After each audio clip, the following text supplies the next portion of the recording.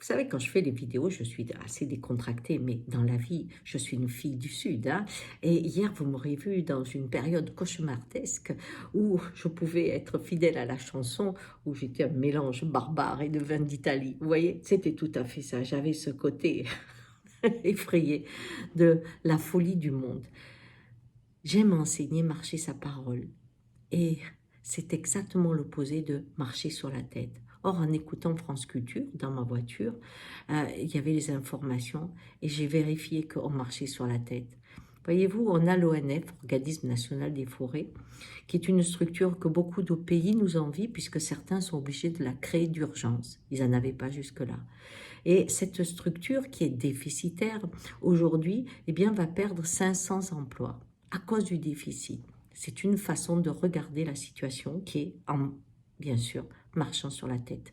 Quand on marche sa parole, on la regarde autrement. C'est-à-dire, on vérifie qu'aujourd'hui, le changement climatique met en danger beaucoup d'espèces. Par exemple, en Normandie, vous avez les aulnes, vous avez les bouleaux, mais vous trouverez dans d'autres régions d'autres espèces qui sont en train de mourir. Elles ont attrapé une maladie à cause de ce changement climatique. Et donc, nos forêts doivent s'adapter, traverser cette période. Et évidemment, les gens qui s'y connaissent sont très vigilants, font des recherches et essaient de l'adapter. Ça, c'est une constatation qu'on a quand on marche sa parole, on est sur le terrain, on le voit, vous pouvez le voir, allez dans la forêt, vous verrez ces arbres malades.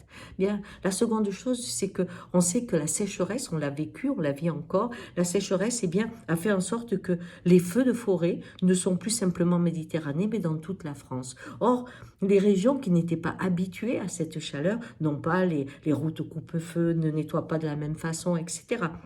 Donc aujourd'hui, il y a de vrais dangers. Vous voyez, rien que ces deux choses sont très importantes. Et en même temps, grâce à certains qui se battent dans les tribunaux, eh bien, le Conseil d'État oblige le gouvernement à revoir sa copie parce qu'il ne fait pas ce qu'il faut pour marcher sa parole, c'est-à-dire mettre en action les engagements qu'il a pris. Quand je marche ma parole, je vais agir avec ce que je vois, c'est-à-dire je vais augmenter le nombre de personnes sur le terrain. Au lieu d'enlever 500 personnes, je vais augmenter le nombre, je vais rajouter 500 personnes. Pourquoi?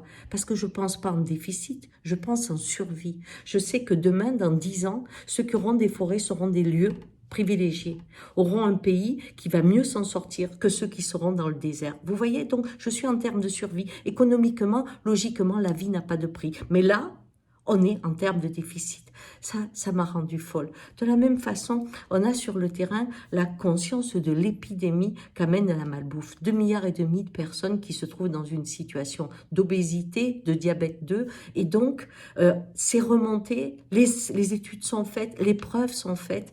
Et là, au Chili, comme je vous disais, on est arrivé à stopper cette façon monstrueuse de cacher la vérité pour que les gens s'empoisonnent.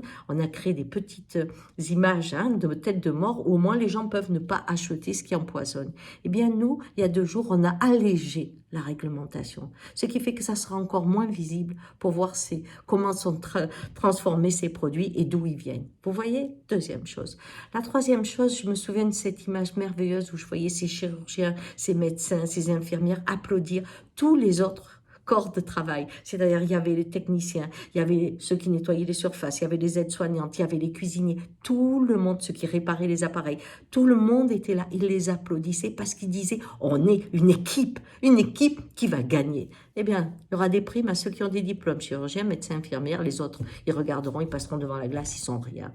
On marche sur la tête. Voyez-vous, je crois qu'il faut vraiment réfléchir et s'engager auprès des tribunaux quand on met en danger l'humanité, puisqu'on sauve le déficit et on ne va pas dans la survie. Voilà, alors aujourd'hui, je suis encore un peu en colère, croyez-moi. Je ne vais pas écouter les actualités. Là, il faut que je me calme. Allez, belle journée.